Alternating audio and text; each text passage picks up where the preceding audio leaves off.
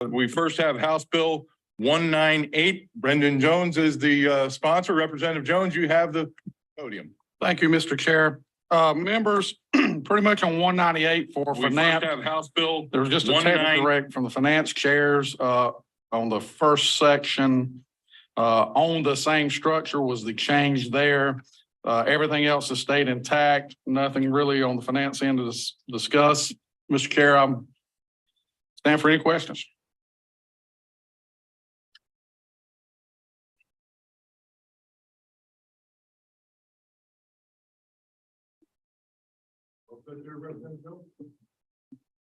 I was listening to her.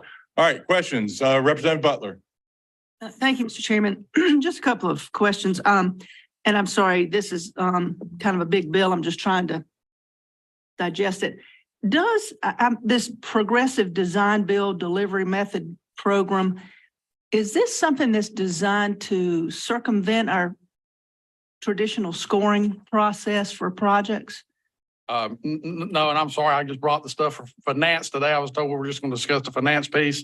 Be glad to get with you on the side on that, Representative Butler. Well, I just wondering, somebody, do you know, Mr. McNeely, whether or not? Let's ask Representative Butler, if you would, the lady will pause for a moment. We're only going to discuss finance pieces. We have a full agenda today. If there's something that goes to another committee, if you would raise that question there, thank you. Well, I guess let me put it in the context of finance then. Are these projects under the progressive design build delivery method? Is the money being spent on them falling outside our traditional scoring method? Mr. Chair, I will indulge. If you'd let staff answer, I did not bring any of that because I thought we were doing just the finance piece, sir. I'm trying to envision Representative Butler, how this is tying into the finance portion of the bill. I guess I'm asking if the money that is going to be spent on these types of projects is going to be spent outside the normal scoring process that we traditionally use for transportation projects. Finance? Staff rather, please. Howard Marsilio, Legislative Analysis. The pilot project that's being implemented in Section 3 is a method of construction that is going to be authorized. The bill itself doesn't specifically make any mention as to how it falls into the STIP programming. It's really more of a method of contracting and construction that is being authorized by this project to get, which is not normally otherwise authorized, given it's a preliminary engineering and a process that goes step by step versus concurrently together. Okay, and quick follow-up. And then the other question I had was about the contracting section there on bottom of page 2. And I'm a little unclear if that requires a financial bid process. I mean, is that a different method of contracting than we're customarily doing? So Staff's recognized. Howard Marsilio, Legislative Analysis. I believe you're asking about Section 7A, which is about certain transportation contracting. The first part of the section would exempt DOT to whatever extent Chapter 143 would apply to DOT based on the project. It would exempt them from those general laws that apply to contracting. However, this does require that the contract that is being procured follow federal guidelines in procurement associated with that by the Federal Transit Administration guidance or Federal Highway Administration guidance. And that's language is located at the bottom of page 2 at the very beginning of page 3. thank you. All right, Representative Warren. Just a question and then for a motion at appropriate time. Where does this bill go to from here?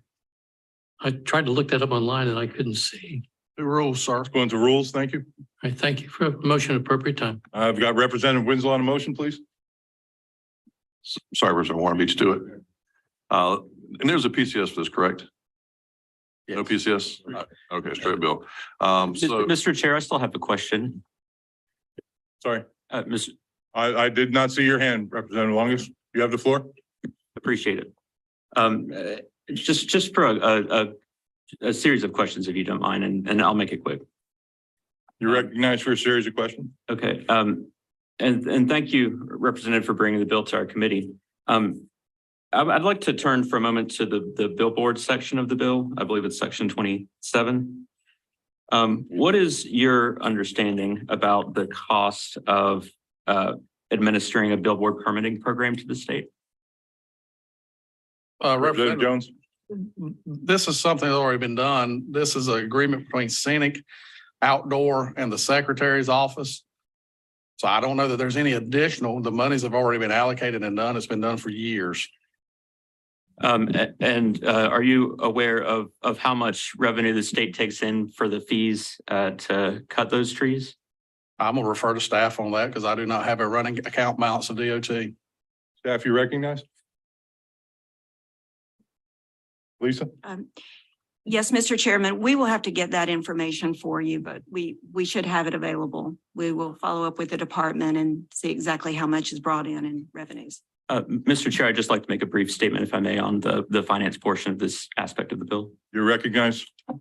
I'm concerned that this is just another extension of ability to cut trees for the state without really taking a look at what the state is bringing in from that cutting.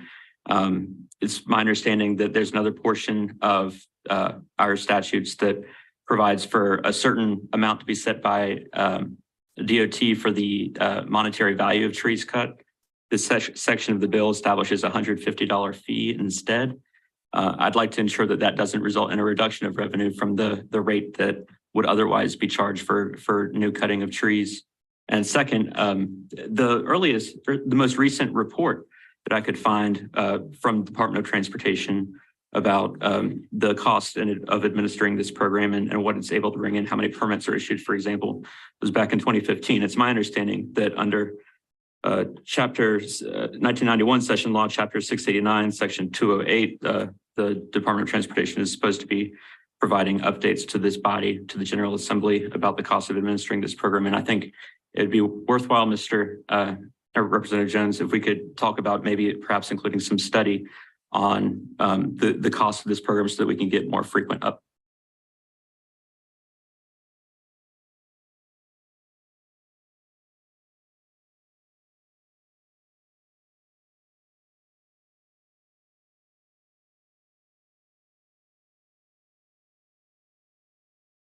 It'd be worthwhile, Representative Jones, if we could talk about maybe perhaps including some study on the cost of this program so that we can get more frequent up.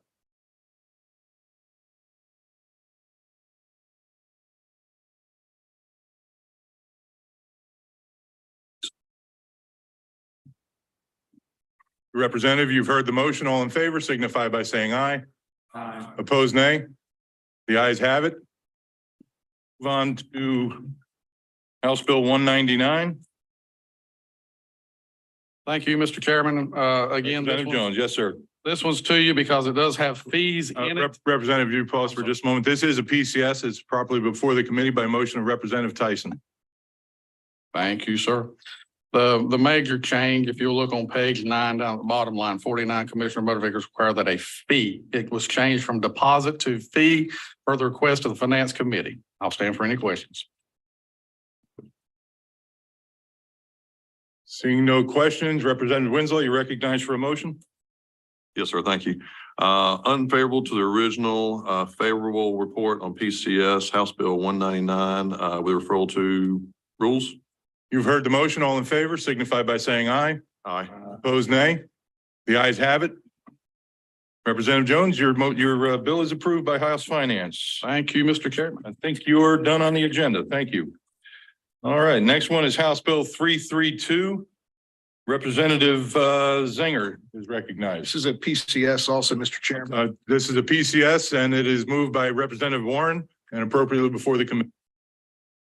Thank you. 332, this is a bill that we ran last time. It's a streamlining commercial plan review, which has become a big problem across the state because there's such a variety of difference from jurisdiction to jurisdiction. Last time it passed with an overwhelming bipartisan support in the House, went to the Senate, and the shot clock ran out. And so I brought it back again with a lot more support. We have 10 organizations now that are on board with this, as everybody went back and saw the impact of inflation on this bill. I'll stand for any questions. Thank you, Representative Zenger. Any questions?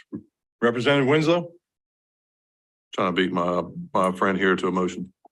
Not seeing any questions. Seems the appropriate time, Representative. All right, thank you.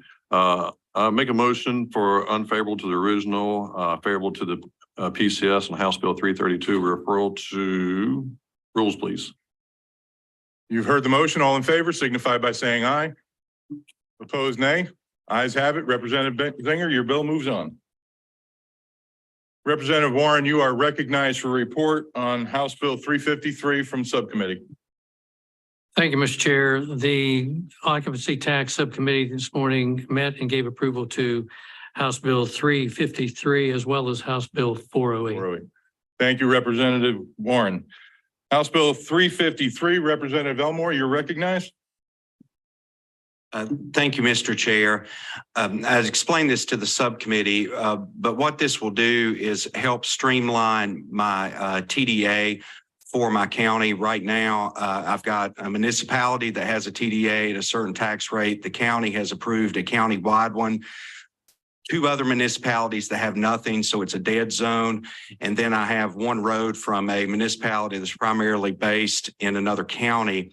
So I'm having to streamline all of that, and that's what this bill does. Thank you, Representative. And Representative Warren, you had your hand up? Yes, sir. I'd like to make a comment and then at an appropriate time, I'd like to make a motion. You're recognized for a comment. I just want to commend Representative Elmore for bringing that bill forward. It consolidates a process they're having in that area right now, and I think it's a fine piece of legislation for local government. Thank you, Representative Warren. Seeing no further questions, Representative Warren, now would be the appropriate time for your motion. Make a motion for, I move that we give approval to House Bill 353 with a referral to rules. You've heard the motion. All in favor signify by saying aye. Opposed, nay. The motion carries. Representative Elmore, your bill moves on. Thank you, sir. We now have PCS for House Bill 408, and Representative Zenger moves for the PCS to be appropriately before the committee. And Representative Bradford, you're recognized. Thank you, Mr. Chairman and members of the committee. This bill got a favorable report out of the subcommittee on occupancy tax. Basically, this is extending 2 sunset provisions, the meals tax and the occupancy tax in Mecklenburg County. The PCS also, the original agreement from years ago talked about the acquisition, construction, repairs, and maintenance of the NASCAR Hall of Fame. And we're just adding words for renovations and improvements because it's some years later and these facilities are starting to need renovations and improvements. Happy to answer any questions about it and appreciate his support. Vote. Thank you, Representative Bradford. Representative Warren, you had your hand up. Yes, sir. Just want to make a comment and then a motion at appropriate time to give Representative Winslow a break. Representative Warren, you're recognized. Thank you. This bill did pass this morning in the occupancy tax, and Representative Bradford had made a commitment to one of the stakeholders from the public to continue to work on the bill. And I think it was commendable. And so at the appropriate time, I'd like to make a motion for a approval for House Bill 408 with a referral to rules. All right, Representative will hold the motion. We have 2 speakers on House Bill 408. Mohammed Janadan, I believe it is. Janadan, if you would step up to the microphone, identify who you're with and state your name, please. Good morning, everyone. My name is Mohammed Janatian, and I have been the president of the Greater Charlotte Hospitality and Tourism Alliance. I want to thank Representative Bradford and other members of the committee for allowing our industry and our city to continue using our existing hospitality dollars to invest in building, maintaining, and retaining our hospitality assets and revenue generators. I thank all of you for doing this for us. Thank you. Thank you, sir, for your time. And Vinay Patel. When you step to the microphone, sir, please state your name and who you're with. Thank you, Mr. Chairman. Vinay Patel with Shree Hotels. We're probably one of the largest hotel owners in Mecklenburg County. I want to personally thank Representative Bradford, the Mecklenburg delegation, and the entire Finance Committee for continuing to push the tourism economy in Charlotte. By approving this, we will continue to prosper and thrive and be the job creators and economic development engine that we have been for a while and promise to be into the future. So thank you very much. Thank you for your comments. Any further comments, questions from the committee? Mr. Chairman. Representative Bradford. Yeah, one other thing I didn't want to get lost in this bill. This bill actually started out as a license plate bill for the Charlotte Football Club, and that does remain a part of the bill. So I want to make sure that didn't get lost in translation. Thank you for the clarification. Representative Warren, you are recognized for a motion. Thank you, sir. I move for a favorable report for House Bill 408 with referral to rules. You've heard the motion. And PCS, Representative. Oh, I apologize. Okay, I make a motion for a favorable report for the PCS for House Bill 408, unfavorable to the original with referral to rules. Thank you, Mr. Chair. You've heard the motion. All in favor signify by saying aye. Opposed, nay. Representative Bradford, you're. Now I think we get to the fun one. We have a PCS for House Bill 488. Representative Winslow moves for the PCS to be properly before us. Representative Brody, you're recognized. Thank you, Mr. Chair.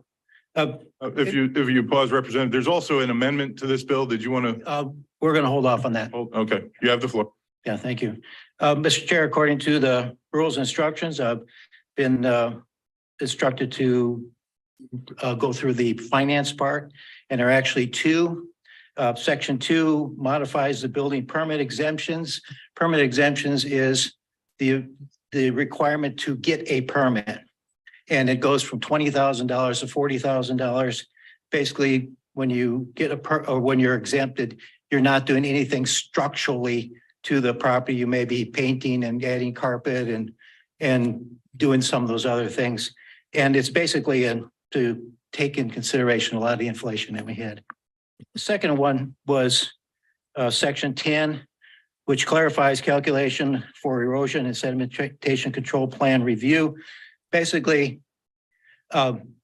consulting with the fiscal research, I think they probably threw up their hands and say there's no way we really can calculate it, although it is a fee. But basically, the bill does not address the fees per se. What it addresses, it gives the option for the developer or builder to choose one of two methods, either pay the fee by a per acre basis or by a per lot basis. And Mr. Chair, that ends what we have. Thank you, Representative Brody. Representative Watford. For motion appropriate time. That'll be just a moment. We have to deal with an amendment. Representative Winslow, I believe you have an amendment.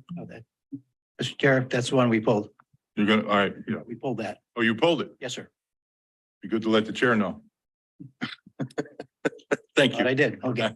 Thank you very much. And any questions? Representative Butler. Thank you, Mr. Chairman. Just to speak briefly on the bill, this is an enormous bill and has extraordinarily widespread consequences for everyone engaged in construction or building. And it has been suggested that the failure to review and to upgrade our building code in this way, it's currently, as I understand it, on a 6-year cycle, and this is going to postpone that. I can't quite tell if it's going to happen in 2 years or 6 more years from reading the bill, but in any case, that is a bad situation. And secondarily, I'm told that we stand to lose $175 million in federal resilient infrastructure grants if we do this. And I'm also troubled. I mean, there's much to say, but the other stormwater provision that I read that's taking that authority away from local governments in some measure. So again, this seems to me to be ill-considered. I really believe it. Representative Butler, you pause for a moment, please. Yes, sir. We're only hearing the finance piece of this. Do you have any comments pertaining to sections 2 and 10? Well, I guess what I'll do, Mr. Chair, is just repeat that it is possible that we will lose $175 million in federal resilient infrastructure grants if we go down this path. Thank you for your comments. Any further questions? Seeing none, Representative Watford, you're recognized for a motion. Mr. Chairman, I'll make a motion for a favorable report to PCS for. Suspend for a moment. I'm sorry. I did miss a speaker on the bill, David Skoll. David, please state your name and who you're with. My name is David Sokol. I'm a retired public health researcher. I've lived in Durham since 1987. My wife is a retired teacher. We are homeowners and grandparents. I am in favor of updating the North Carolina Building Code as suggested by the Building Code Council with one reservation, and I am against 488 as written. In October 2021, Governor Cooper signed a bipartisan bill on energy and utilities to improve the lives of all North Carolinians. Building codes are nonpartisan and even bipartisan, helping us all have safe, affordable housing. Republican Commissioner of Insurance Mike Causey has voiced concerns about House Bill 488, especially Section 143, 138D, which delays new building codes until 2031. His spokesman noted that delaying building code updates another 8 years could disqualify cities and counties from federal Building Resilient Infrastructure Program grants. Additionally, he stated, quote, "We are concerned about the long-term consequences to the citizens through adverse effects on insurance rates. This could be caused by essentially creating a residential code that could age 16 years before the next adoption update cycle would be allowed by law. Outdated building codes have a variety of impacts, as Commissioner Causey noted. For instance, FEMA and DOE, Department of Energy, evaluate building codes as part of their grant reviews. FEMA for BRIC, Building Resilient Infrastructure, uses a 100-point scorecard. They state that adoption of current 21 building codes receives 20 points, while 2018 and 2015 receive 10 points. Credit for a 2015 code will apparently end after the current award cycle. Based on H488, North Carolina will receive 0 out of the available 20 points, which will likely disqualify North Carolina from receiving BRIC grants. DOE's Department of Energy gov.gov website rates North Carolina Residential Energy Code at a 2009-2012 level, even though the code is dated 2018 on the cover. Department of Energy folks analyze code content rather than the date on the cover. Further, FEMA notes on its website that in future BRIC grant cycles, FEMA will increase its emphasis on building codes criteria. Finally, I have one reservation about the Code Council's proposed 2021 residential code. The members of the Home Builders Association, which were pretty much all of the ad hoc committee on residential code subcommittee, the apparently decreased wind resistance requirements despite the increasing danger of stronger hurricanes. This will further lessen North Carolina's chances, I've got one more paragraph, of receiving BRIC awards from FEMA. FEMA, BRIC, and bipartisan infrastructure law grants and future DOE grants to North Carolina are worth potentially hundreds of millions of dollars between now and 2031. Among other things, these grants will help our teachers, firefighters, and police officers to get energy improvements to their existing homes. A key qualification for these grants will be up-to-date building codes. Please help all North Carolinians live in affordable, secure, resilient housing. Please do not pass this bill as written. Thank you, sir and madam. Thank you for your comments. Representative Watford? Thank you, Mr. Chairman. I'll make a motion for a favorable report to the PCS for House Bill 488, unfavorable to the original with a referral to. You've heard the motion. All in favor signify by saying aye. Aye. Opposed, nay. Ayes have it. Representative Brody, your bill moves on. That's all the business before the committee today. We're adjourned.